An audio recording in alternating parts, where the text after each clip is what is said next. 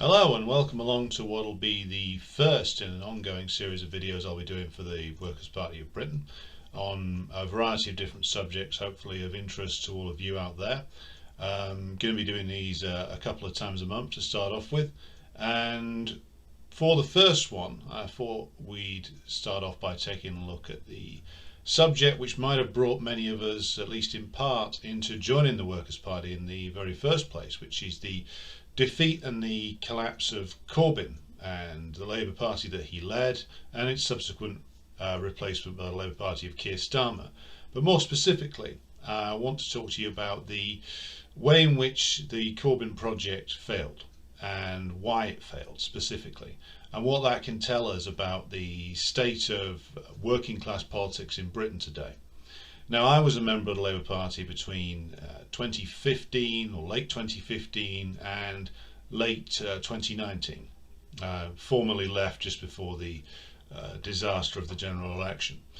And like perhaps many of you watching this, I was infused to a degree by the victory of Jeremy Corbyn in the Labour Party leadership election of 2015. I didn't think that his victory would lead to some kind of socialist paradise, but I did think that it had the potential to open up some opportunities for basic working class political demands that hadn't been on the political agenda of the mainstream for quite a long number of years. And so I was happy to throw myself into that, as I suspect many of you watching this were. So why did we go from, well, the high point being the near victory in 2017 to the ultimately disastrous electoral result in late 2019? And the answer to that lies in, again, the class politics of the situation. You see, in 2015, when Corbyn won for the first time, it was unfortunately not on the back of a huge upsurge in working class industrial struggle. And to draw a comparison here, I'm going to go back to the high point of the Labour Party, the high point of reforms won by the British working class, which is the period 1945 to 1951, which is the two Labour governments that existed under Clement Attlee of that period, which are almost universally acknowledged by everybody within British politics who analyse British politics to be the most reforming government the country had ever had, or perhaps ever did have, at least the one that delivered the most reforms that immediately benefited the working class. So to compare why Corbyn failed ultimately to why there was a degree of success for that kind of politics in the past, you have to look at the actual position of the working class movement in Britain. And the position of the working class movement in 1945 in a country which had been severely damaged by 6 years of warfare was actually, though, much stronger in relative terms than it was in 2015. We had a much more powerful and much more extensive trade union movement at that time. The country was, of course, very different in terms of the fact that there was a much greater industrial base. There was a much greater number of working class people engaged in productive activity. By that I mean the kind of work that directly led to industrial commodities being produced. And of course you had more beyond the trade union movement and a more large-scale and confident working class movement. Back in 1945, of course, you had the existence of the Soviet Union, which did give a living example of a socialist revolution, a workers' revolution that existed in the world that could provide inspiration for workers all over the world, and indeed did for many working class people in Britain. And of course you have the rulers of the country, the capitalist class in Britain, being relatively weakened in 1945, having gone through 6 years of war, having spent an awful lot of money. The government was faced with severe economic consequences of that war and had to be ultimately bailed out by the American ruling class, but also by various other moves to shore up certainly the banking system and shore up British capitalism as a whole.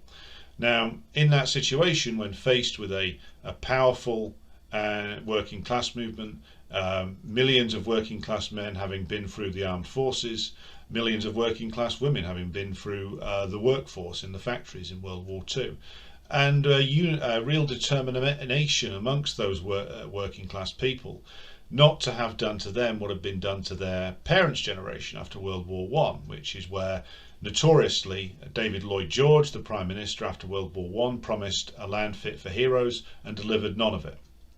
So there was a real determination there amongst working class people, and indeed quite a large, sizable chunk of the middle class as well, that they weren't going to accept the same lie all over again. And so that has an impact upon the ruling class in Britain. It will, all those circumstances of a powerful and determined working class, an well-organised working class in much more extensive trade unions than we had in the period 2015 to 2019, and the existence of a real-life example of a socialist state in action. All of that combined to create a great deal of pressure on the British ruling class, which was, again, unfortunately absent in 2015. And of course, there's not only did the circumstances change, but the working class went through many defeats after the period of reforms definitively came to an end in the middle 1960s. And what that meant was, by the time we reached 2015, what we were faced with was a working class movement that, while still there are over 6 million people in the trade unions, still over 1 million of them in the private sector, though the bulk of the trade union movement now exists in the public sector. And for a variety of reasons, public sector trade unionism is not as powerful. Unfortunately, it's not as effective as a private sector worker on a production line withdrawing his or her labour, and so that has an impact upon the amount of industrial action that can be taken, upon the effectiveness of that industrial action that can be taken. And in 2015 we weren't in a strike wave, we weren't in a period where the working class movement was actually making gains and going forward. We were still in a period of long and bitter defeats. And so what happens in 2015 with the victory of Jeremy Corbyn is that his movement isn't built on a powerful and organised working class. What it's built on, even though many working class people did join up, the real organisers of that movement were a group of largely middle class radicals based around a few urban centres in London, Manchester and a couple of other places. Now, what difference does that make is the legitimate question to ask there. Well, without a powerful working class movement behind it, a party like the Labour Party is unfortunately never going to actually deliver on the kind of reforms that would benefit the working class in an extensive way. One of the things that defines the working class anywhere in the world is the working class's ability to actually directly impact upon the profits of the ruling class by taking industrial action of various different kinds, and that is a hugely important factor in the formation of working class politics, because if you are a class who via the withdrawal of your labour can directly impact upon the profit margins of the rich and powerful, well, they are obliged to take you seriously. That's why there's so many laws against organising a strike in this country. That's why there's so extensive a set of anti-union laws, which of course Tony Blair was so proud and boasted of repeatedly over and over again when he was Prime Minister. And without that, though, without a strong working class movement, but with a middle class organised movement, which is what Jeremy Corbyn had, that potential impact that the working class has being absent means you get a much weaker form of politics, and that's ultimately what we got with the Corbyn years. And one of the features of a politics based on middle class radicals is because the middle class, by the nature of its existence, the clue is in the name, it's sandwiched between the big capitalists on the one hand and the mass of the working class on the other. And so when you've got a class in society that's balanced between those two, or squashed between those two, it tends to be under the influence of one then the other. It doesn't have an independent position because it doesn't have the same power that the capitalists have, which is the power of capital, the power to exploit labour, the power to move and invest capital where they want, the power to move governments if they wish to. And the working class, who has the power of their labour, the power of their collective organisation, the power to withdraw that labour and force a confrontation with the ruling class. The middle class doesn't have those things. Now this is not to say that middle class people can't join working class struggles. Many have in the past.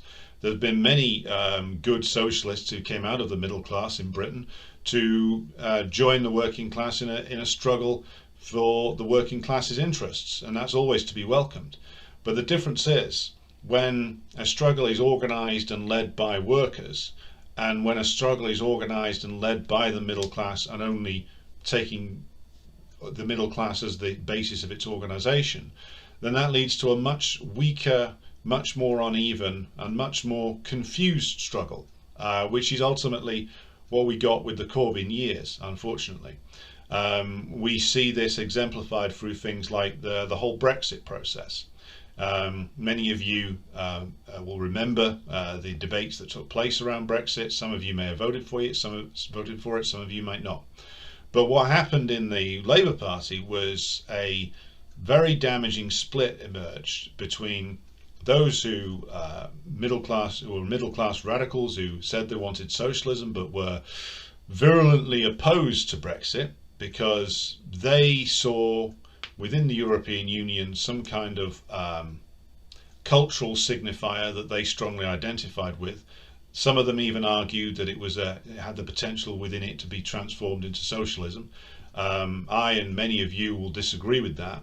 But ultimately what it was about was the fact that many of these people around Jeremy Corbyn, and certainly within his inner circle and within powerful positions within the Labour Party, were not prepared to accept a democratic vote, the democratic vote to leave the European Union that was overwhelmingly a vote powered by the votes of the British working class back in 2016. And because they were unable to accept this, because their politics led them towards a form of really elitism, they didn't want a politics which was of and for the working class. They wanted a politics that was run by them, and they would then gift things to the working class if they got into power, which is not what working class politics is about. That's a form of, I would argue, middle class charity worker politics basically, and that is not the kind of politics that is going to lead you towards any kind of socialist outcomes. But their inability to accept that democratic vote paralysed the Labour Party. It was preyed upon expertly by the Tories and their media strategists in the run-up to 2019. They managed to turn themselves into the champions and protectors of a democratic vote, falsely in many cases, and portray the Labour Party as this anti-democratic, elitist, snobbish party that wanted to take away people's right to see their democratic vote implemented. And the problem with this came from the fact that the Corbyn movement was one that was not led by workers, it was led by middle class radicals. And as long as that remained the case, it was always going to be extremely difficult to make any kind of breakthrough, because the mentality of these people always is that they know best and they will lead the workers, and if the workers don't like it, then the workers must be wrong. And all of that was on display before 2019. And it's a complete contrast if you look back to the higher period of Labour Party politics or the higher period of working class politics, when you had mass working class participation in trade unions at a much higher level, when you had not just the Labour Party in Parliament, but in 1945 you had even 2 MPs from the old Communist Party of Great Britain get in and serve at least 5 years in the Parliament then. And what's happened is, certainly since the turning point in 84 to 85 with the miners' strike, you've seen the ruling class in this country really look to push workers completely out of the political process. And why do they do this? The rather obvious answer is that the ruling class in this country, and indeed any country, weren't too happy to give workers the vote in the first place, and have been looking to minimise the damage to them and their class ever since. But let's unpack it in a bit more detail. You see, you get this long period throughout the 19th century, which people like Karl Marx observed and was participating in, when you get a lot of British working class people engaging in the struggle to win the vote, and then the vote is won for working class men slowly over many, many years through forcing concessions from various governments throughout the 19th century, until finally they're forced to give women the vote, and then finally working class men and women all have the vote by the end of the 1920s. And that was when the final property qualification was removed for women. So what that means is that in actual fact the whole of the working class in Britain hasn't even had the vote for even 100 years. So that's something which is worth bearing in mind. It took over a century of struggle to win the vote, and the working class in Britain has only had it since the in total since the late 1920s. And ever since that concession was won, the ruling class have been looking for ways to take political decisions away from democratically elected bodies, have them put into unaccountable bureaucracies, have them put into areas where even the smallest amount of scrutiny that can be directed against them by working class MPs or MPs for a workers' party, where that scrutiny can't be present. Because one of the things that animates the politics of the capitalist class is its need for rapid decision making when that class has a need for something. And what they don't want is a bunch of workers sticking their noses into what they regard as their business. And so you see, as soon as workers have the vote, things start to move towards being run more bureaucratically. And I'll give you a concrete example of that. Used to be in this country that the police forces were much more under the control of elected local officials. And strangely enough, as soon as the working class were enfranchised into the 1920s, suddenly the old Liberal Party and the Tories started saying, well, we need a more efficient system than these elected representatives being responsible for scrutinising the police force, because we need efficient decision making. We can't have the police officers subject to the whims of politics and stuff like that. But what they really meant was, suddenly this system was giving workers the right to scrutinise what went on in the policing of their areas. And so that needed to be withdrawn, and that democratic input over policing needed to be minimised and taken away. And you can look at this in a variety of areas of policy. That's just one example, and that happened as early as the 1920s. And you look at the way that Parliament has gone in recent years, and you can see all the same forces in play. For a while, due to the strength of the working class movement and the fear that it imposed upon the ruling class in this country, they were obliged to make democratic concessions. But when their profits started getting endangered in the middle of the 1960s onwards, they unleashed, of course, a vicious class war upon the British working class to try and take back those concessions, to try and make workers pay for the crisis by working longer hours, by contributing more to their pensions whilst the employers contributed less, by ultimately closing down whole industries and asset stripping whole areas and sending production to other places or automating it entirely. This is what happened in the long and vicious class struggle that took place between the middle 1960s and the middle 1980s. And when the working class ultimately lost that battle, though of course the class war never ends, the ruling class took that as an opportunity to definitively push working class politics completely out of their system entirely. Of course, the vote was still retained, but they found ways to minimise this. They found ways to make sure that more decisions were taken behind closed doors. The British Parliament, in the form of the House of Commons, became more irrelevant. And this is what they always try and do. And this isn't just in Britain, this is an international picture. Everywhere where the working class was politically defeated in the 80s and the 90s. The ruling class of that country looks to capitalise upon that defeat by making sure that concessions to the working class, both in the economic and the political sphere, are withdrawn, reorganised, and so there can be less influence of the working class over what they regard as their essential business. But because before workers had the vote, they were able to use parliaments purely for the business of their class. And when workers dared to intrude on that, well, then they had to reorganise. And this is part of the reason why even the very mild reforms proposed by Jeremy Corbyn when he was Labour Party leader drove these people into a frenzy, because they thought they'd won the whole game. And suddenly they were confronted with albeit incoherent, albeit something that was run largely by radicals from the middle class. They were faced with some demands for reform, and they decided that this was just too much for them, and that they couldn't have even the tiniest hint of any reform against them, no matter how mild, no matter how inadequate that reform might have been, was not to be accepted. It needed to be stamped out completely. And they very efficiently did that, with the assistance ultimately, though, unfortunately, of the Corbyn people themselves, who walked straight into a trap over Brexit. But this is what we're faced with. We're faced with the rulers of the country don't want to concede anything economically or politically to the working class.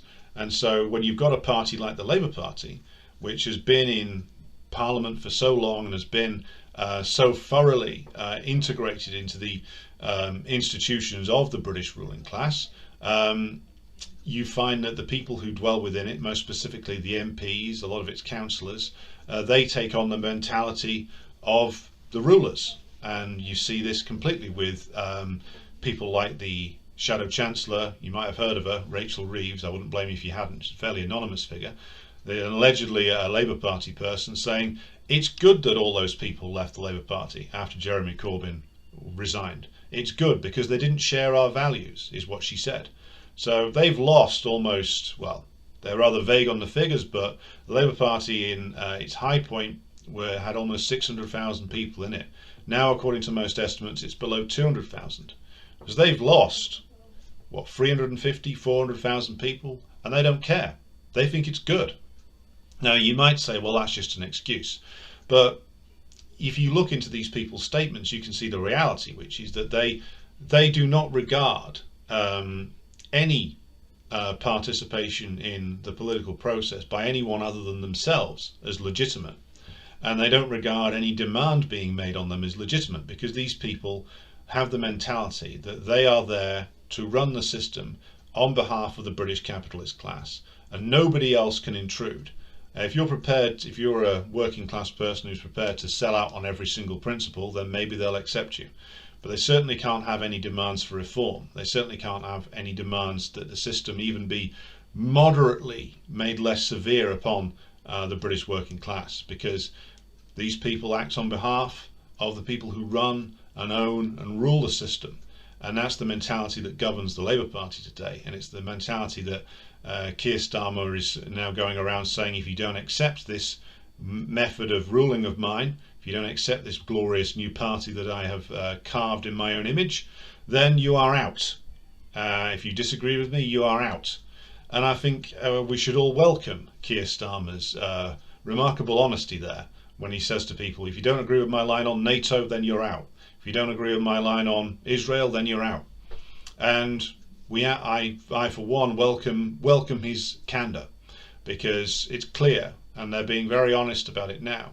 The Labour Party is no place for working class people. It's no place for anybody who's any kind of principled socialist. It's no place for anybody who apparently doesn't want to see World War III started.